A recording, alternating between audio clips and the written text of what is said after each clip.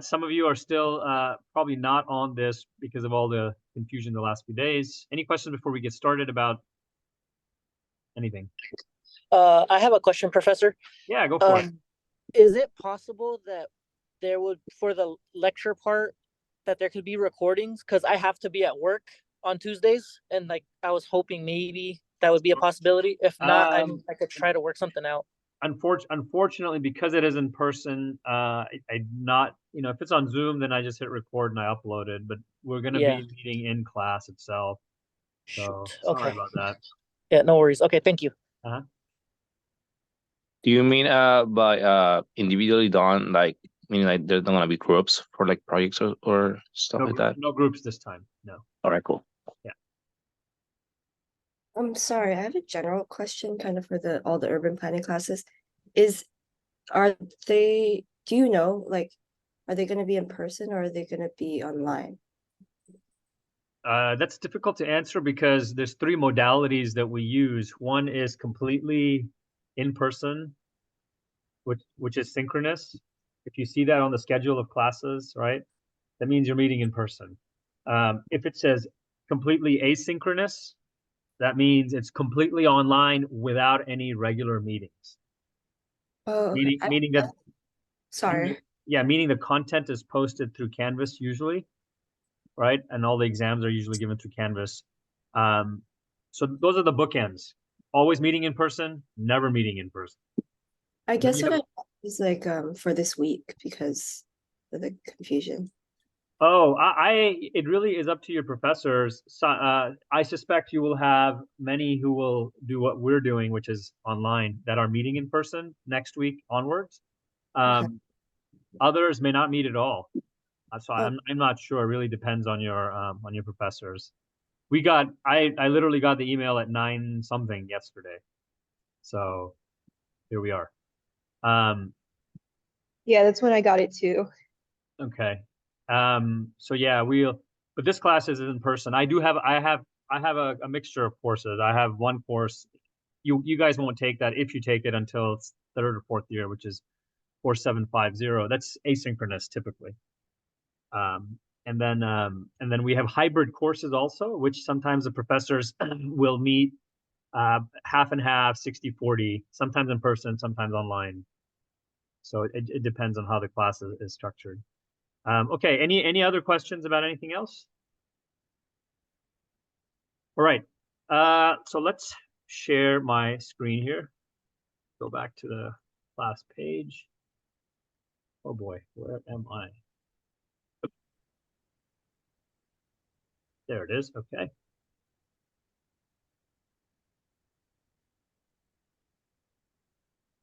So if you go to the class Canvas page, it'll look something like this. You guys see the modules here? It has syllabus, exam reviews, reading for assignment quizzes, weeks 1 and 2. See that? Okay, perfect. Thank you, Marie.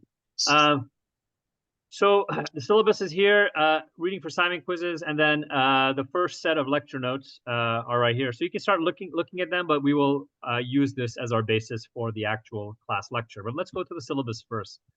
It's a little bit not tricky exactly, but it's not exactly super straightforward either. So the first thing to notice here is that we have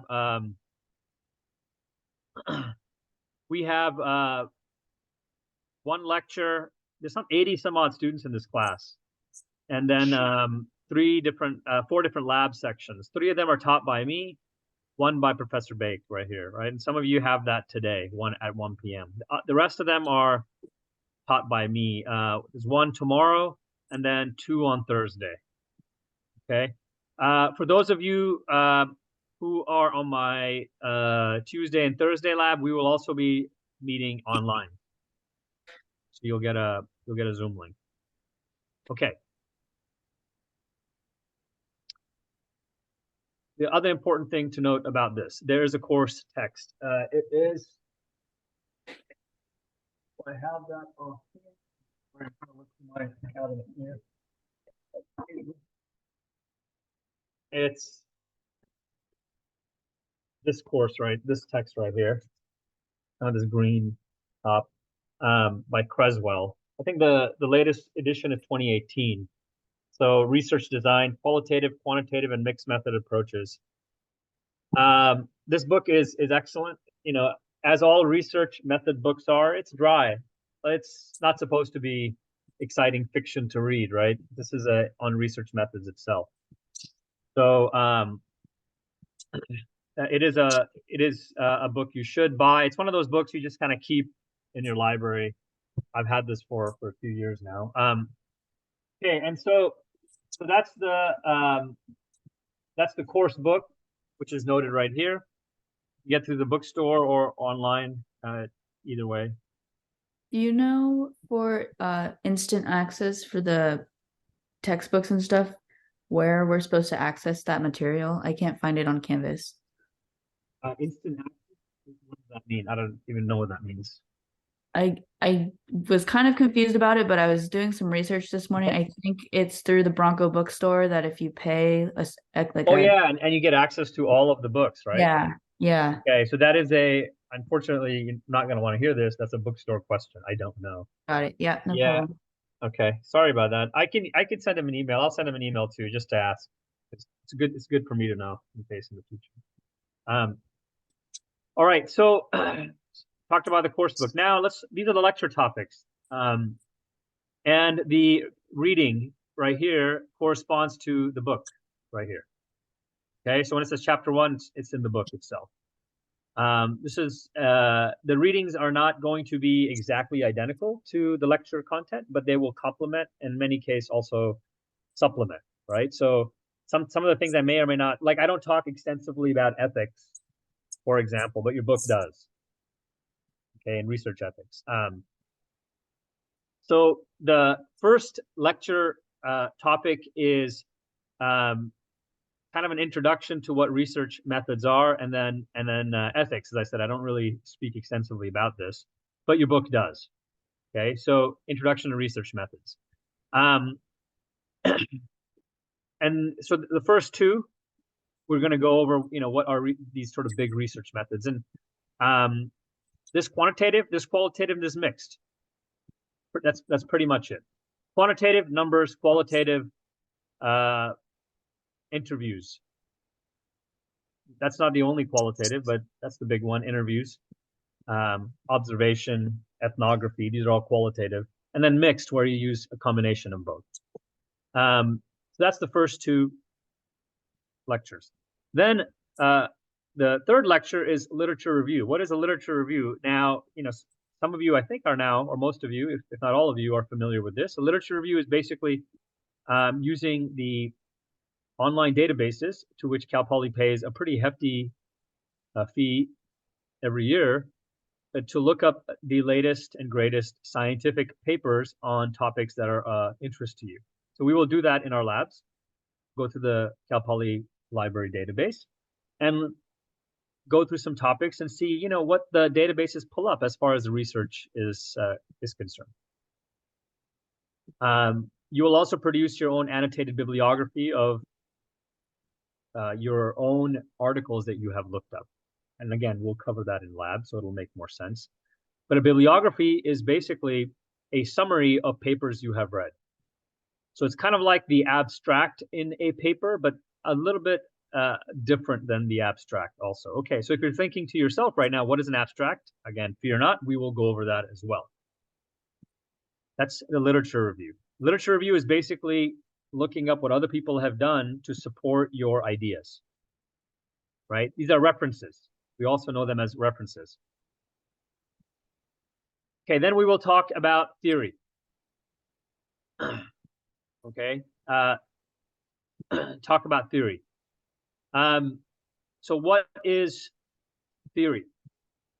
Theory is basically the ideas that connect your independent variable to your dependent variable. This is sort of a big one. And theory is sometimes difficult to understand because we think of it as some sort of like deep or scientific thing that is only accessible to those who are deeply involved in research. And that's simply not true, right? What I hope to sort of impress upon you and show you is that you and I, we use theories all the time. in our day-to-day conversation, right? So a very basic example of a theory is, and we can use the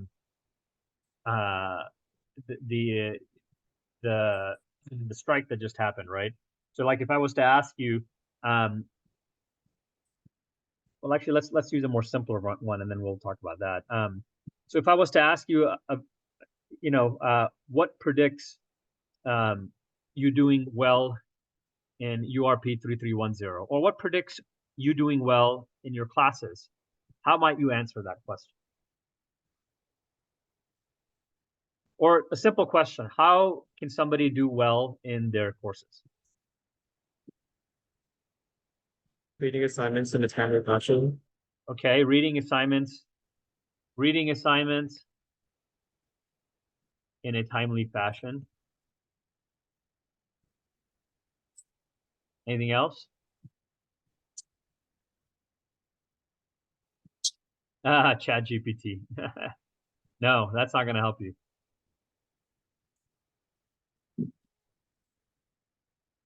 Attend class, good. Yeah, right. Attend class, excellent. Note taking, okay. Right? Can we lump all of these, attend class, doing the reading assignments, note taking, can we lump these into something called study habits? We could, right? So we could generally say good study habits may lead to good course outcome, right? You could say something like that. If you look at the chat, right? I just used good study habits, arrow, good course outcome, right? Simple. Do we make statements like this in passing conversation all the time? Of course we do, right? We might say things like hardworking students do better in their classes, right? So in this case, the thing that predicts do better is hardworking students, right? Hardworking students.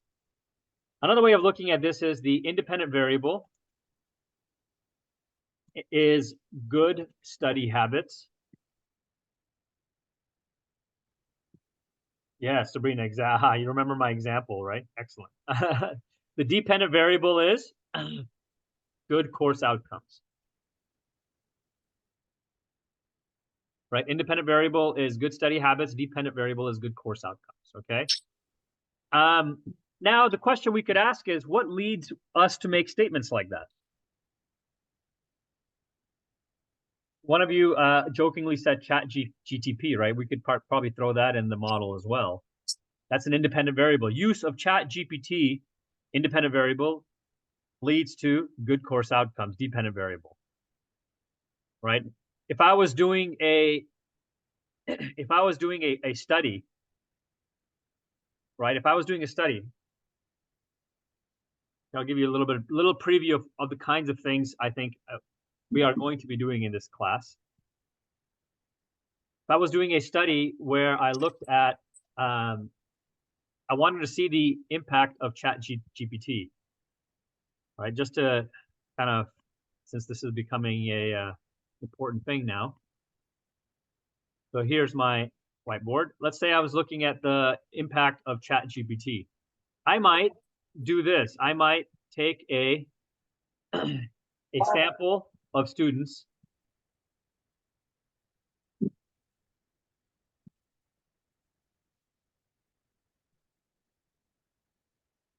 Let's say I take 1,000 students and I pick them randomly.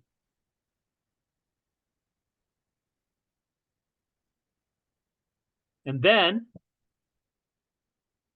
I put them in, oops, what happened there? One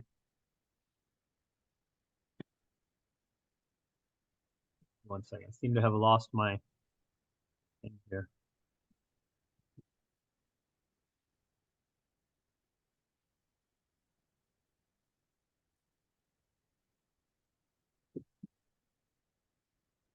You guys still hear me?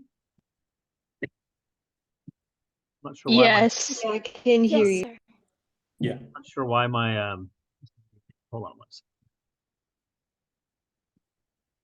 Doing so well, and then it just all of a sudden went down. One. Okay.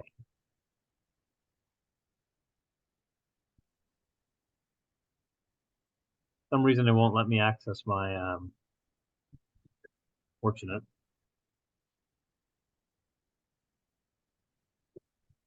Running out of systems resources here. Okay.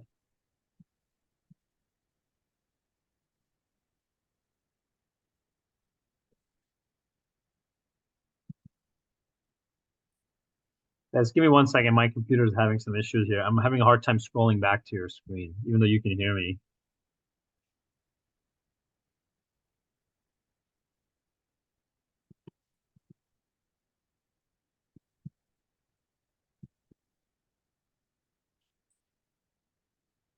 Okay. You can see me now too, right? I'm just going to use the chat function here, and hopefully it'll make sense. But so let's say we have two groups of students, and we or we have one group of 500 students. And what we do is we randomly assign one group to the experimental group. Okay, so we take 200 of them, 250 of them, and we assign them to the experimental group. And then the other 250, we assign them to a control group. Okay, we have 500 students. And so what does the experimental group get? The experimental group set, they will only use ChatGPT to write their labs. That's it. They're not going to do anything else. And the control group will do whatever they do. They study, they have good study habits. They don't study, whatever they do, right? And then what do we do? At the end of the term, we take the class average of the experimental group, or we call them ChatGPT groups, and we compare it to the class average of the control group. Right? Now, if your theory is that ChatGPT gives you a better grade, the class average of the experimental group or the ChatGPT group should be higher than the class average of the control group, right? And if you have randomly selected the students and randomly assigned them to the control or experimental group, you could publish the study and make statements like ChatGPT predicts superior performance in at least urban planning courses, core courses, right? And then somebody else goes and does that in an English class. We write a lot of essays, right? Then somebody goes and does that in a physics class or a history class. And then you start to see where ChatGPT outperforms normal study habits, right? And you build up a body of literature that basically gives you some support for your theory. And what's your theory in this case? Your theory is that using some type of artificial intelligence help, which in this case, a ChatGPT, improves student performance, right? But what is a deeper theory here? Is there a learning theory? So when most of you said earlier that that study hard, show up for class, take notes, right? Those things are helpful in predicting student performance. What is the deeper thing that you are alluding to? Can you tell me? And by deeper, I mean, is there some idea you have in your mind that is about human psychology or hard work, things like that? Learning retention. Okay, so it's a learning theory, right, Sabrina? Where can you elaborate on that a little bit, if you don't mind? Like, what do you? Okay, so Naomi is saying hard work pays off. Okay, that we might say that's a general theory, right? So that's a general theory of achievement. That hard work in any arena, whether it's music, sports, or studying, leads to good outcomes. Okay, that's sort of a general theory, right? But Sabrina, can you speak to learning retention a little bit? I mean, if you're doing the work yourself, you memorize what you're learning. But Taking if notes. yeah, if you're taking notes, but if the computer does it, you don't remember. Okay, very good. Yeah. Exactly. Right. So this is what Sabrina is alluding to is work yourself, which means somebody who is sort of in the education or the subject where they're studying study habits might say that active learning versus passive learning, right? You guys have heard of that phrase, active learning versus passive learning. So when you're taking notes is active learning. Active learning leads to greater retention and understanding. That's a theory, right? What's your independent variable? Active learning. What's your dependent variable? Learning retention or improved learning. Versus passive learning. What's passive learning? Watching a video. Watching ChatGPT write your paper and then reading the paper after ChatGPT has written the paper. That's maybe passive learning, right? Okay. Active learning might be reading the content. Passive learning might be having somebody like give you a summary of the content. I don't know. I'm making this up. I'm not sure actually what the exact delineations are because, you have this whole area of research that discusses hearing stuff, seeing stuff versus writing stuff, right? There's like a whole area of research in education that deals with the different modalities, right? We call it modalities of learning. Okay, my point here is not to sort of comment on the modalities of learning, but my point here is to kind of help you understand that you and I make statements about that involve independent, dependent variables and have theory embedded in them constantly, right? That's the next, what Naomi said, hard work pays off. That is an incredibly theoretical statement or has a lot of theory underneath it, right? What's the independent variable? Hard work. What's the dependent variable? Pays off. Now, you might come to Naomi or whoever is making a statement like that and say something like, well, what do you mean by hard work? Can you define it for me? What do you mean by pays off? Can you define it for me? Right? We call this, it's a fancy word, but it means define, operationalize. Hey, Naomi, how are you operationalizing hard work? Hey, Naomi, Naomi, you don't have to answer this. I'm using you as an example. If you want to, you can. Naomi, how are you operationalizing pays off? Right?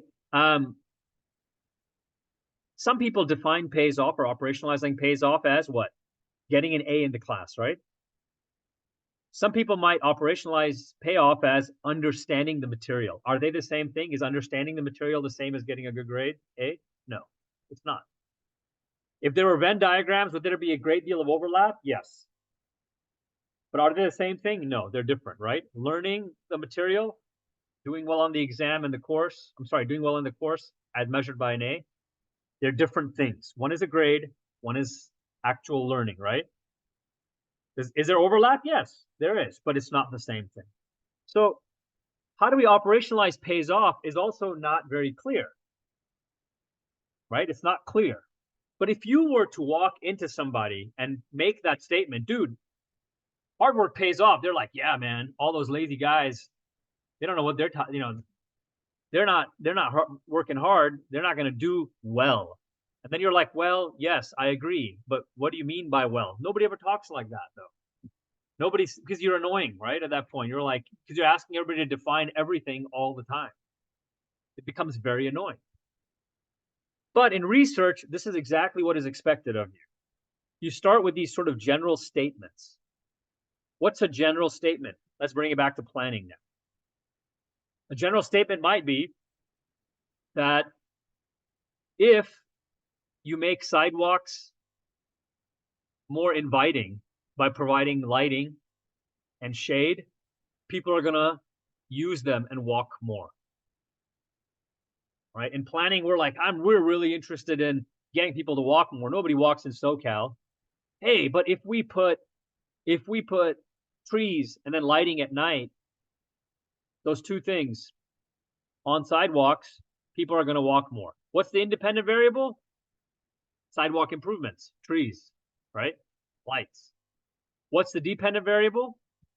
In this case, it is people walking. Make sense? Okay.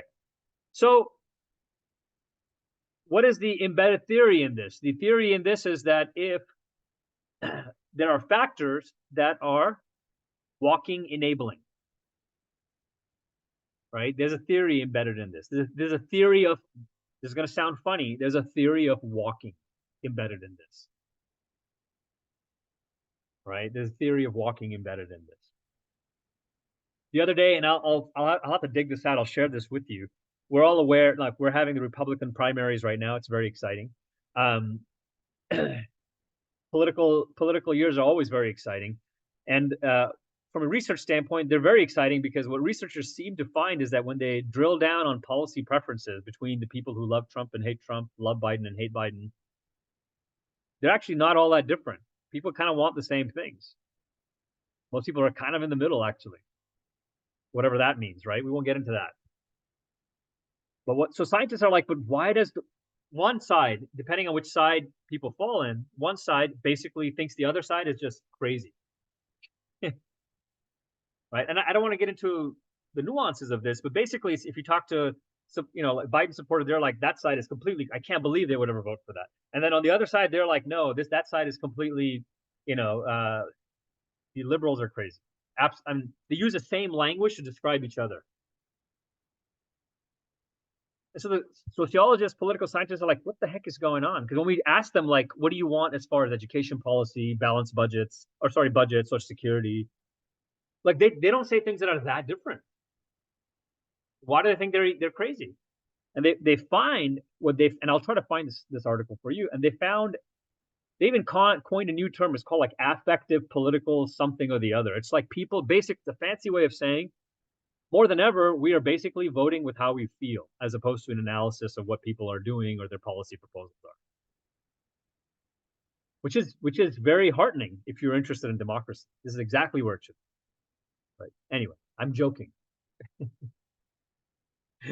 All right. So when the political scientists, sociologists lacked a good explanation for the polarization in the country, they came up with a new theory. That's my point for the purposes of our class. And that new theory may not be a very new theory. It may just be a fancy way of restating that people are attaching much more importance to feelings as opposed to an analysis of the issues. And I don't know to what extent that is true or not true. But what I'm saying is, for our purposes, is that human beings, and hopefully you'll see this, as human beings, we largely live in worlds that are abstract.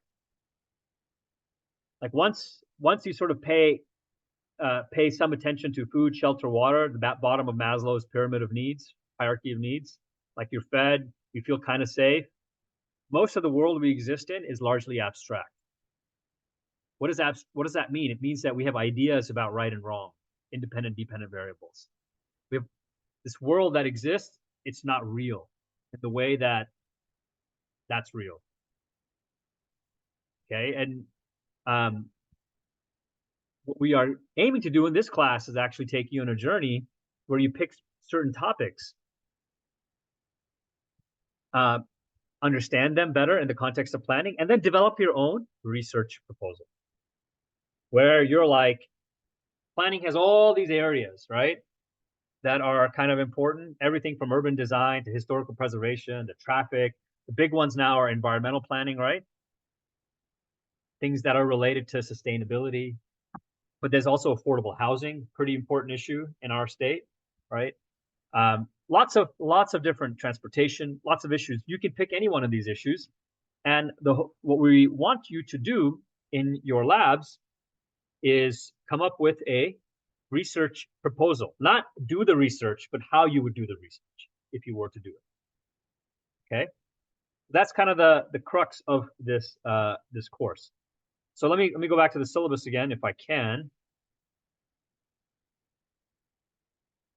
I'm a little afraid here because, okay, let's see. Here we go. You guys see the syllabus again? Cool.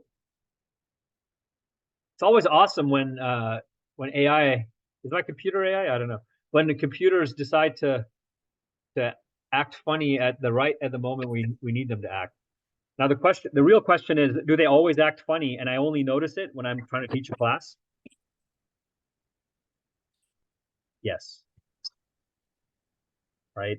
The other thing I hope to show you in this class and subsequent courses is that if you actually step back and take out your abstract, theoretical, narrative lens that we use to assess the world, you start to see that things like events happen, but a human mind wants to label the event as good or bad, disaster or miracle, that kind of thing, all the time. Right? And so like my computer is wigging out right now. I might say, my gosh, this is like Murphy's Law. Bad things only happen right exactly when I need it to be working well. But the reality is my computer wigs out all the time. Half the time I don't care because I'll reboot it and I'll restart it and I've lost that memory. Right? I've lost that memory completely. It's so in a relationship, for example, between two people who are close, husband, wife, two friends, husband and wife in particular, boyfriend, girlfriend, partner, whatever it is, if you ask one person, they always think they're doing more in that relationship. And you ask the other person, they have almost the exact same point of view, right? Now, is there an objective who is doing more? Depends on what that more is and how you define it. But if you ask each individual, they actually deeply believe often that they are giving more to the relationship, right? And the more interesting ones and the more the ones who have better words sometimes will articulate that. Look, last week I did X, Y, and Z, and my partner did nothing, right? Because as a human being, again, we like to tell stories where there are winners and losers, good guys and bad guys. What is my point in pointing this out? It is that we are highly selective about how we assess data.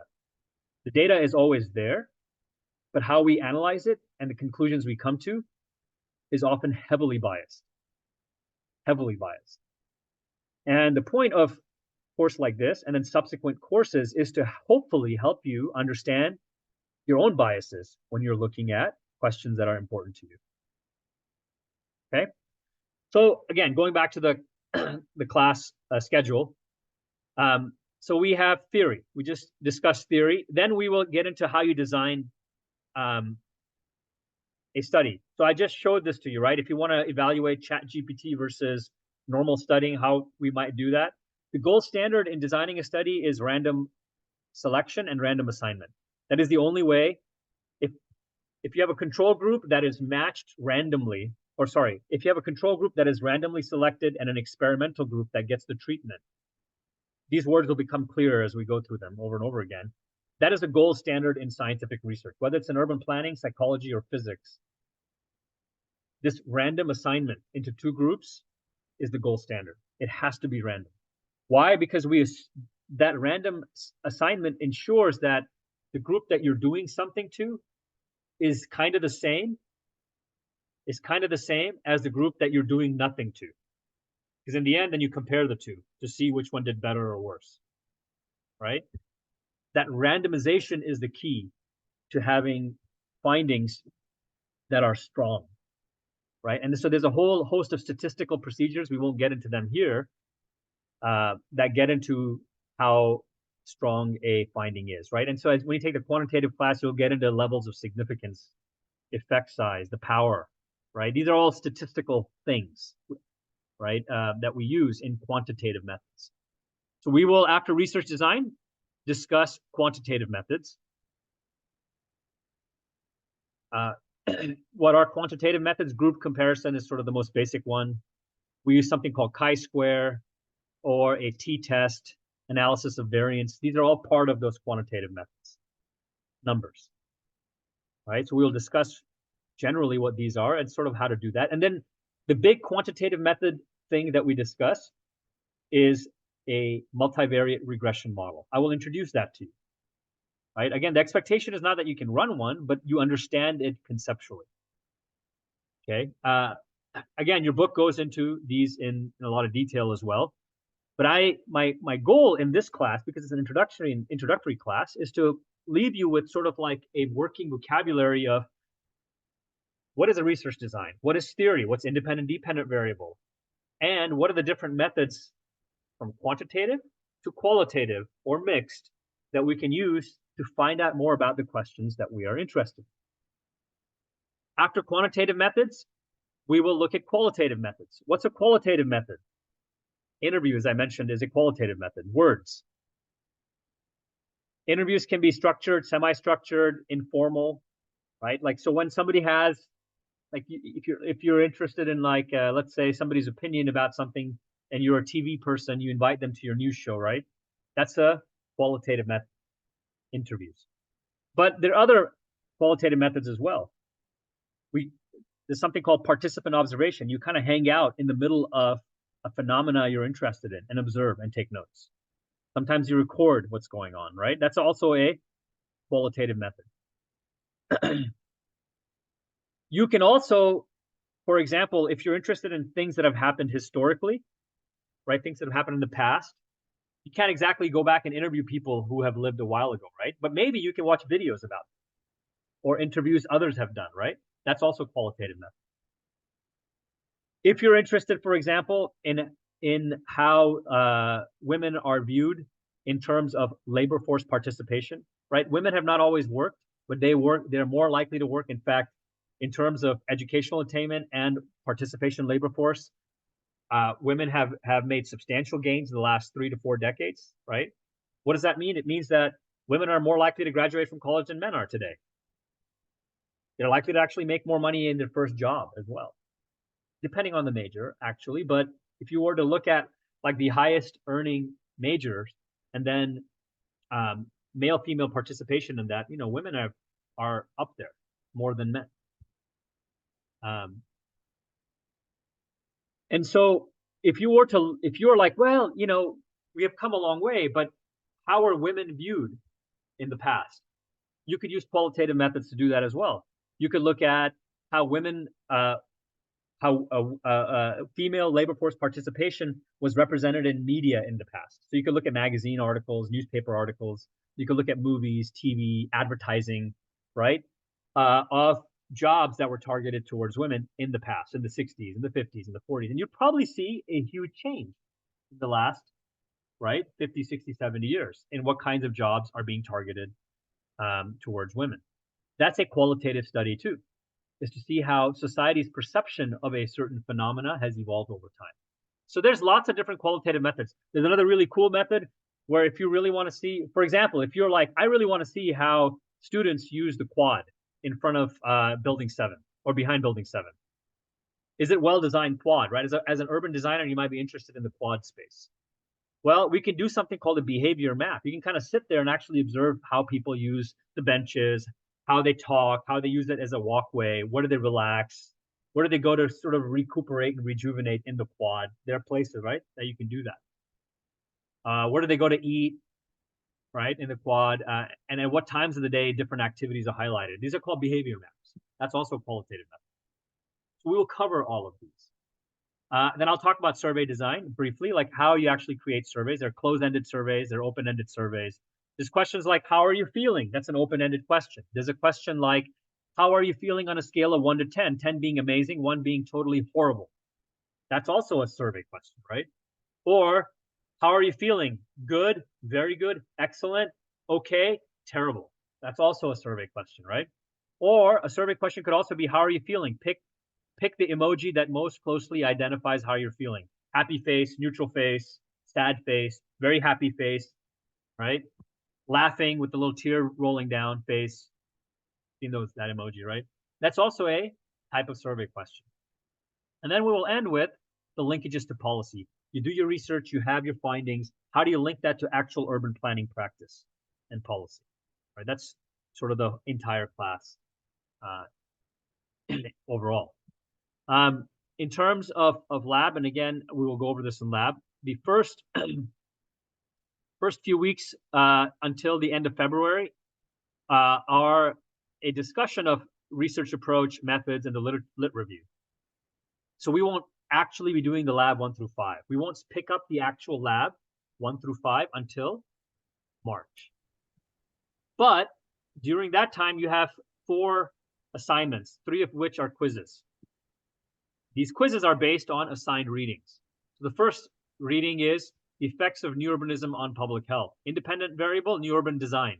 Dependent variable, public health. This reading is already posted on Canvas. The second reading is walkability in urban built environments. Okay. And the third reading is on planning theories. You will have a online quiz on all three of these readings. The way we're going to do it is we will discuss the readings briefly during the lab, and then the quiz will open up. So like, let's say if you have a lab on Tuesday or Wednesday or Thursday, we will discuss the reading on those days, and then we will open up the quiz after the labs are over. So usually on Thursday evening or Friday morning, and leave it open for 5 days through the weekend. What happened? Okay, so again, you're not doing any lab until March, but you will be taking quizzes.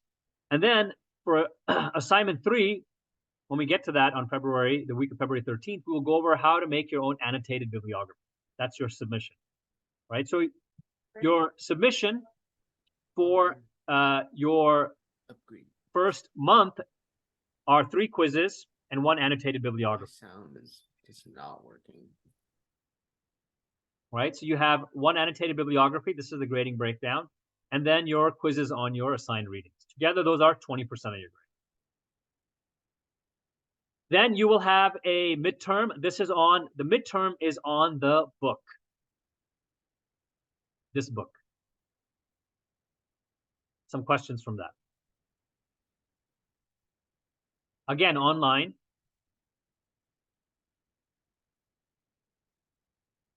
And then a comprehensive final exam, which will be based on the lecture notes and the book.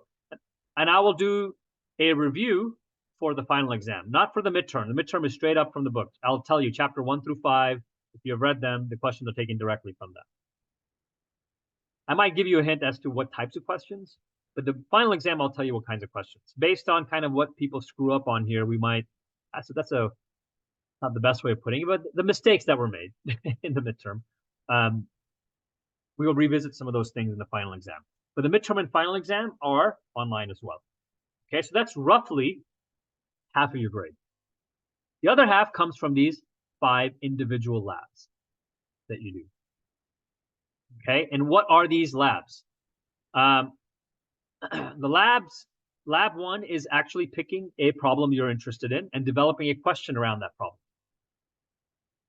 So you're really interested in how do we increase biking in communities around SoCal. So you'll develop a research question around that topic.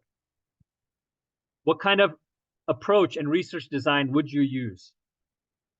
That's your lab 2, to explore this question. Lab 3, what kind of quantitative method might you use? Lab 4, what kind of qualitative method might you use? Lab 5, put it all together. You can do quantitative, qualitative, or mixed, or just, pick one.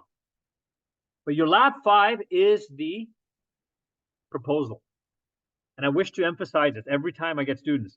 Professor, I don't know if I have enough time to actually carry out the study. No, nobody's asking you to carry out a study. I want to give you freedom. If you're like, I'm going to go through every county in California and collect data from every county, there's no way you can do that in a semester, right? But so I don't want to limit you. You're developing a research proposal that has a research question, that has a research design, that has a proposed methodology, what you're going to do, and what do you expect to find, and the implications of your findings. If you were looking for grant funding for your research, you will be asked to submit these types of proposals. Academics do this all the time, but not just academics. Others also do this all the time. If you're a city and you want some money from the state to build more speed bumps or to hire somebody to carry a sign so kids can walk to school, right? Safe routes to school, you have to put together policy proposals. Policy proposals are very similar to research proposals because often the state will be like, we'll give you some money, but hey, collect some data and tell us how it went in the end. That's data collection, right? And so this type of thinking is fairly important. It's not just in planning, in anything that you do. It's a systematic way of thinking about problems, coming up with ideas, coming up with methods to evaluate those ideas, and then presenting what you found in the end. Right? That's the whole purpose of it. So again, your lab 1 through 5 are designed to get you to culminate in a research proposal, right? That's sort of the last 2/3 of the class. The first third is these 3 articles and a bibliography, okay? And together, I hope they add up to 100. Don't question it now. 25, 20, 45, yeah. Okay, we're good. It's always scary, right? When engineers mess up on basic math, gives your client a lot of faith in your engineering ability. Yeah, it's only 2 + 2. Don't worry about it. We all make mistakes. I have a question. Yes. Go ahead. So because like I saw like 1 week we have like no lab, but we have actually to submit a lab. I think like for lab 2 in Mhm. March. Does that mean the labs are gonna be just papers and no presentations, or are you gonna have? There's no. You know? Oh, okay. So good question, Carl. We don't have presentation. You're just turning in your labs. All right. Okay. The week we don't have. Yeah. Amran's like, dang God. Okay. Yeah. No. Yeah. The weeks we don't have anything, you can use it as a catch-up week.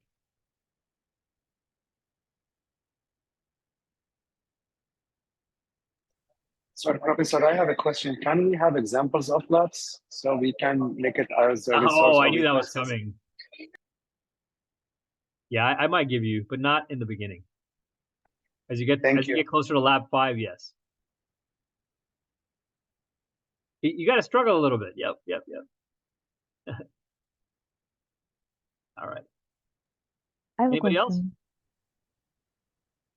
Are we only using like data from the Cal Poly library, or can it be from other sources? Well, okay, so when we get to that, you'll see it, but Cal Poly Library databases will give you access to all the major journals. Okay. It's not, so when I say data from the Cal Poly Library, it's not stuff in the library, it's the virtual database. Virtual database will help you pull up the 3 articles that I posted, I found using the Cal Poly Library database. Can I use library databases from other campuses like UCLA? Oh, yeah, you can use, it doesn't matter. As long as it's a peer-reviewed article. So a peer-reviewed article is that it's been submitted to a journal and somebody has, that journal has evaluated it. That being said, there's a lot of not so good research out there.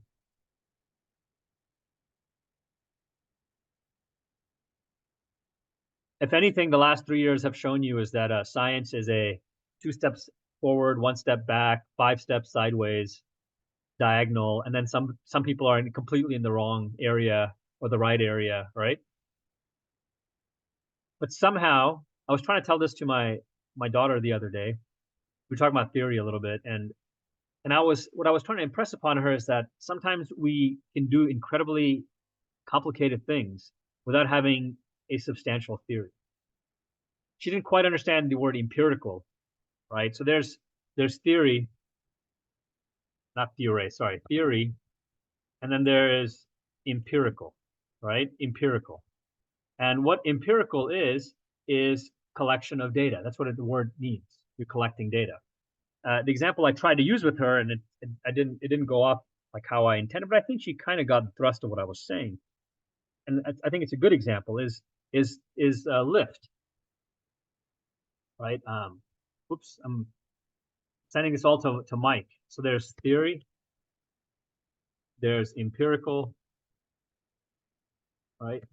And ideally, we want to have compelling theories for everything. So like in things like physics, engineering, these guys like to think that they understand the world not just empirically, but theoretically, right? And the example that I used to her was, you take something like lift. Lift, which is like you get in a plane and it flies, right? And most people here trust planes. Nobody goes like, I don't understand the theory, so I'm not going to do it. Like nobody says that. But you know what the reality is? Lift is not very well understood theoretically. Like there's something called the Bernoulli principle, which deals with faster moving air, slowly moving air. There's the traditional physics, action, reaction, right?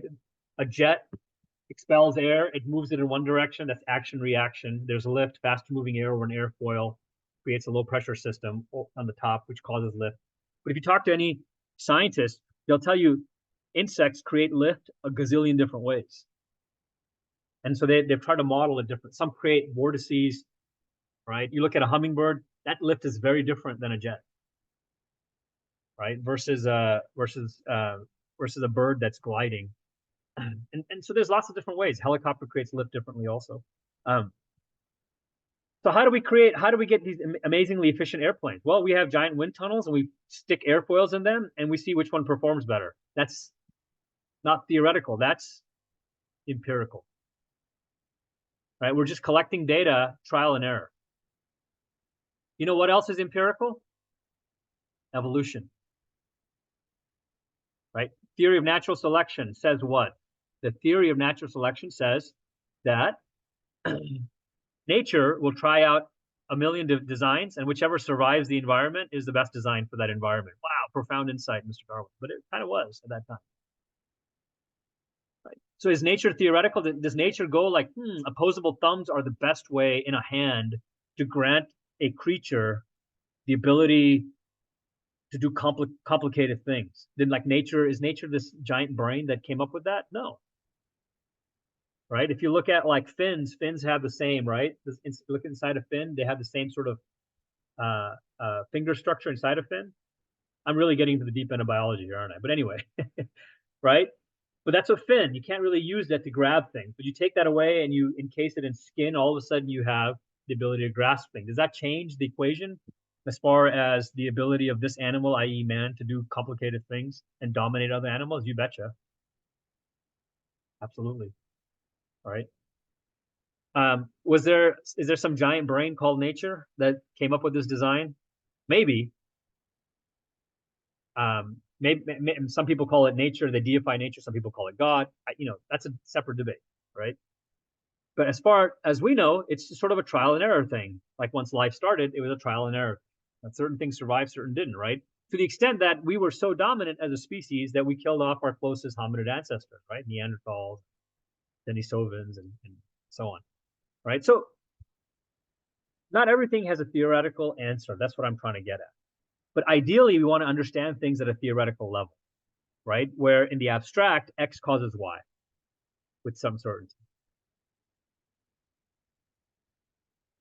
Again, I think much like my daughter, I may not have explained this very well. But anyway, hopefully we will make further inroads into this. To me, this is the most fascinating thing, is how we understand things, right? How we understand things and the relationship between different ideas and variables.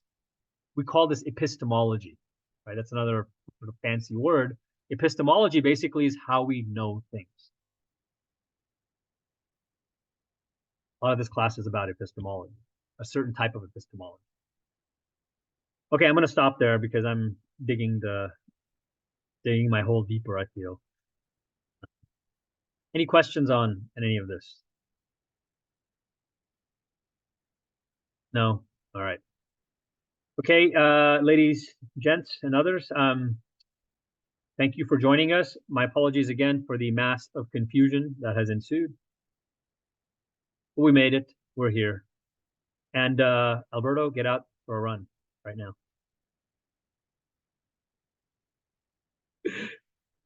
Rest of you too. I will do Okay. at some point today. I'm teasing. Rest of you, the rain has abated. Beautiful weather outside to just go and look at the sky. It's clear for a bit before the smog sets in. Maybe go outside. The trails will be slushy, but they will be beautiful. You can find one. See you soon. Bye-bye. Bye. Thank you. Bye. Have a great day. Thank you. Goodbye. There you go. Thank you.